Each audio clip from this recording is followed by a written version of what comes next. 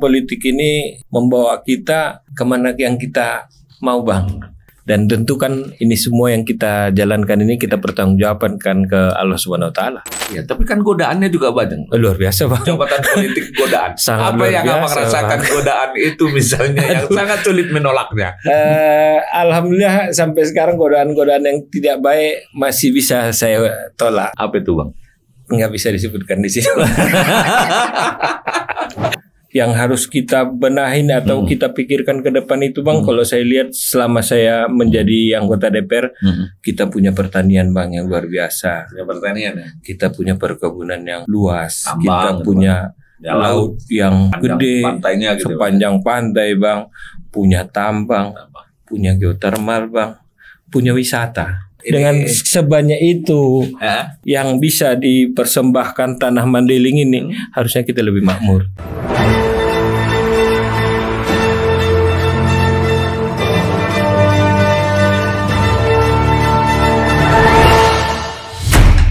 Spesial Kandidat.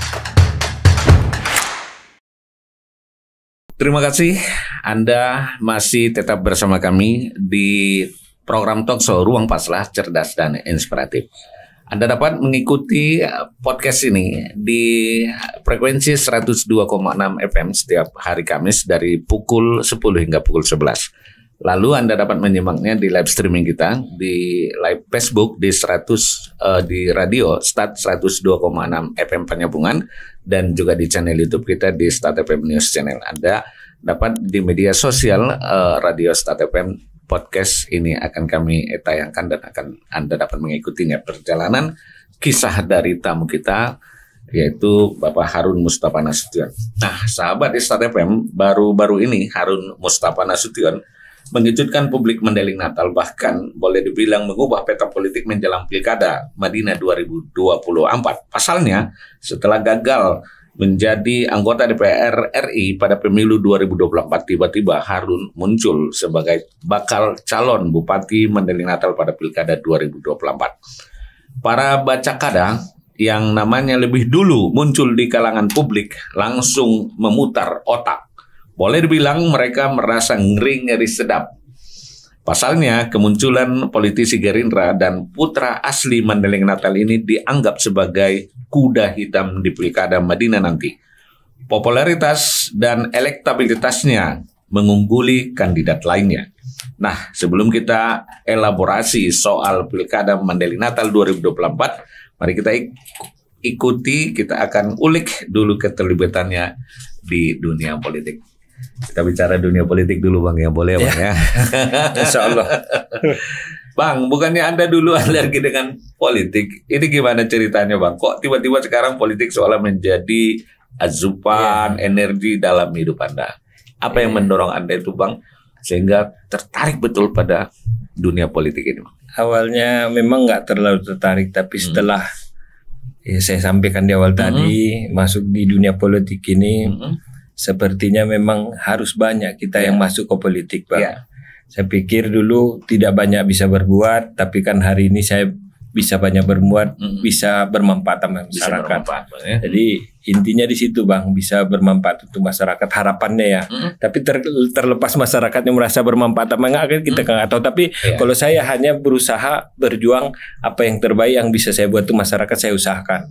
Mau itu diekspos tidak diekspos, saya nggak pikirkan, tapi kita terus berjuang untuk bagaimana kemaslahatan masyarakat, kebutuhan masyarakat yang bisa kita penuhi.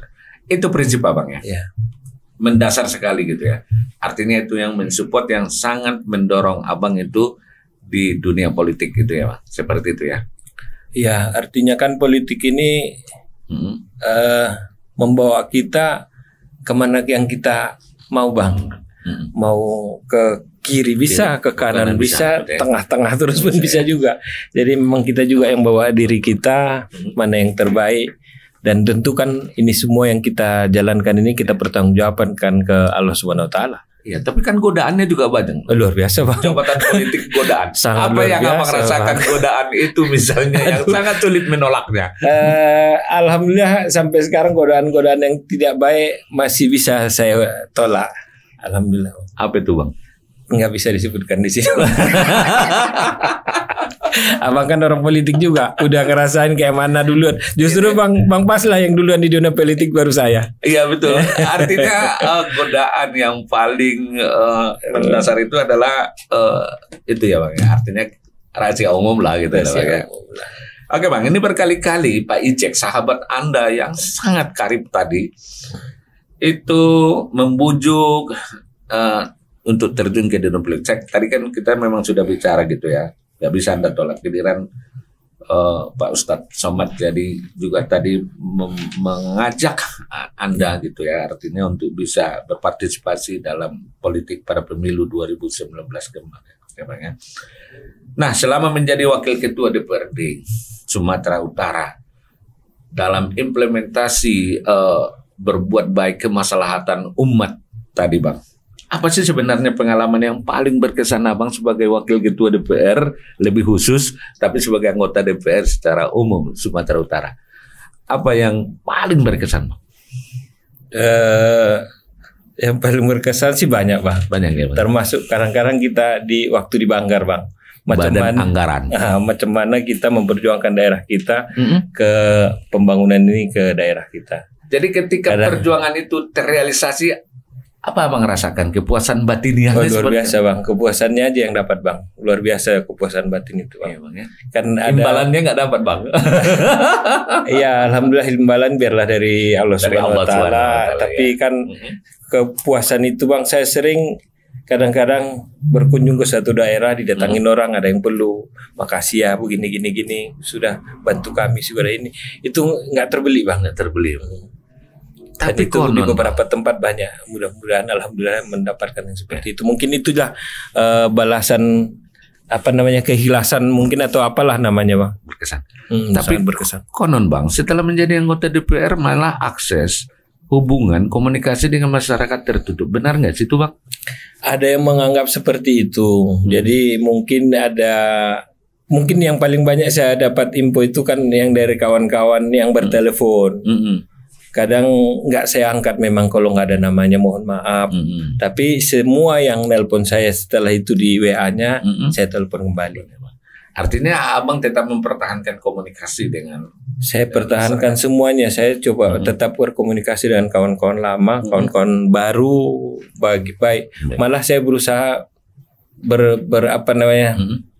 berdiskusi dengan orang-orang tua. Orang-orang tua. Abang biasa pakai media apa itu Bang? Langsung jumpa dengan masyarakat lewat media reses gitu paling apa? Enggak mereses juga kita sering jumpa juga. Sering jumpa ya. Kadang juga kalau ada datang kawan-kawan dari daerah, saya tampung di Medan. Jadi kalau Abang ke dapil nggak pernah lupa, pasti ke Lopo gitu loh. Apa sih yang berkesan di Lopo itu? Iya, sebagai kapasitas anggota DPR gitu. Iya Bang, cuman kan di situ kan banyak dapat info kita Bang di Lopo. Itu kan kalau di Lopo ini apa adanya Bang. Yang baik disampaikan, yang tak baik disampaikan, dan di situ pun diserang orang kita pun sering Bang. Dan itu serangan itu kan jadi masukan dari kita Bang. Gitu ya, jadi penyemangat ya. Jadi penyemangat, jadi introspeksi diri. Oh, aku kurang ini sampai Abang sampaikan tadi juga banyak orang merasa menjauh saya, enggak Bang. Ya. Sebetulnya cuman mungkin karena waktu ya Bang, waktunya kan kadang-kadang masih ada kegiatan yang harus saya laksanakan karena kebetulan saya juga wakil pimpinan, banyak padat kita juga di sana. Pada waktu juga ada istilahnya mewakili ini, mewakili itu, pertemuan ini, pertemuan dan lain-lain. Ada rasa bangga sih Bang, Pak Dewan yang terhormat begitu Bang. Itu gimana Bang? Biasa aja Bang. Justru kadang-kadang kok dibilang gitu di luaran saya malu Bang. Malu ya Bang ya. Pak Dewan yang terhormat gitu. Tapi yang jelas kita makin merekat dengan masyarakat, itu yang Abang rasakan. Alhamdulillah Bang. Ya. Lebih banyak tahu tentang masyarakat yang selama ini saya mungkin banyak di dunia otomotif, dunia bisnis yang tidak tersentuh sama sekali Bang. Ternyata Madinah ini luar biasa Bang. Kita Bang, yang harus kita benahin atau kita pikirkan ke depan itu Bang. Kalau saya lihat selama saya menjadi anggota DPR, kita punya pertanian Bang yang luar biasa.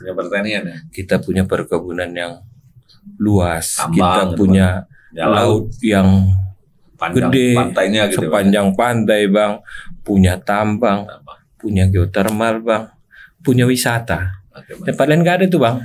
Kita yang paling komplit loh Bang. Tapi ini harusnya dengan sebanyak itu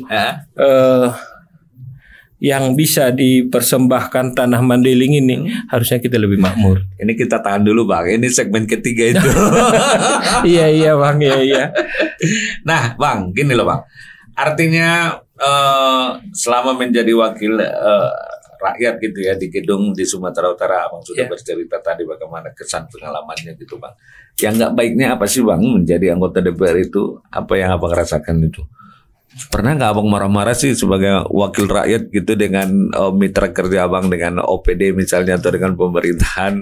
Saya berusaha tidak dengan cara marah Bang. Saya berusaha mendekatkan diri. Saya lebih mau manggil kalau ada yang nggak cocok misalnya sesuatu OPD atau kadis itu saya lebih mau saya panggil, saya ngobrol, saya kasih kesempatan untuk kita. Kan dia juga kadang-kadang belum tentu yang dibuatnya itu hal yang sengaja atau seperti apa Bang. Ada kadang-kadang ada tekanan atau ada segala macam. Jadi lebih nyaman rasaku. Itu apalah kita marah-marah sama orang kan tambah musuh. Kita kalau bisa tambah banyak Bang. Panggungnya kan perlu juga Bang. Kan nggak perlu seperti itu. Tapi ada saatnya memang kita buat. Tapi nggak. Kalau saya nggak mau membuat ke personal. Jadi Abang lebih cenderung membuka komunikasi dengan itu ya. Ketika tersumbat misalnya, lebih aspirasi Abang gitu ya, atau keperluan yang disampaikan kepada pemerintah. Ada sih mungkin pernah juga artinya agak tersumbat pada saat rapat ada hal yang perlu di Mandailing Natal ini waktu itu SMK di Pantai Barat nggak diterima-terima, saya nggak buka-buka rapat sebelum diterima surat itu. Itu tandanya Abang sudah marah ya? Termasuk itulah. Saya nggak mulai rapat kan sama aja dengan marah tapi tidak dengan mulut. Ya. Oke, berarti Abang membawakan profil dari orang tua Anda gitu ya. Artinya mencoba, kita pun tidak ngomong orang sudah marah. Artinya sudah segan. Ini OPD juga kalau datang Abang udah segan nih, dilihatnya wajahnya gitu kan. Oke Bang, hubungan Abang dengan Gubernur Pak Edi Rahmayadi selama menjabat wakil ketua DPR dan sampai saat ini. Alhamdulillah bagus-bagus saja ya. Alhamdulillah bagus. Mitra waktu itu gimana Bang? Mitra ya alhamdulillah bagus lah Bang. Artinya pernah saya ajak beliau jalan kaki dari karena lagi beliau berkunjung di Mandailing Natal. Saya bilang Pak Gubernur coba kita jalan mulai dari pasar sampai Sipolu-Polu biar Bapak tahu apa yang mau dibangun di Madinah ini. Kita jalan kaki Bang sampai Sipolu-Polu. Bagus juga lah. Baik. Tidak sedang baik-baik ya. Baik. Tapi kan konstelasi politik barangkali itu sama-sama memahami gitu loh Pak ya. Jadi tidak merubah artinya kedekatan Abang gitu ya dengan wakil gubernur dengan gubernur gitu ya sama, karena saya yakin sekali Abang dekat dengan dua-duanya. Ya. Biasanya sama Pak Gubernur Pak Edi Rahmayadi kesan apa yang paling Abang rasakan? Apalagi ya kadang-kadang namanya kita Bang dari DPR mungkin sebagai pengawas kadang-kadang sering juga kan bertengkar Bang, ada juga tengkar hal-hal yang tapi tidak di depan umum ya. Bukan tengkar ya, adu gagasan argumentasi. Oke, baik sahabat Istad FM. Di sesi kedua ini kita sudah mengulik perjalanan tokoh kita kali ini, tamu kita kali ini yaitu Bang Harun Mustafa, itu kapasitas sebagai wakil rakyat di gedung DPRD Sumatera Utara. Di sesi ketiga ini, di sesi penutup ini kita bakal ulik sejauh mana sih sebenarnya keinginan, motivasi, serta apa saja yang mendorong sehingga Bang Harun ini, tamu kita ini mau jadi calon Bupati Mandailing Natal. Nantikan setelah pariwara berikut ini.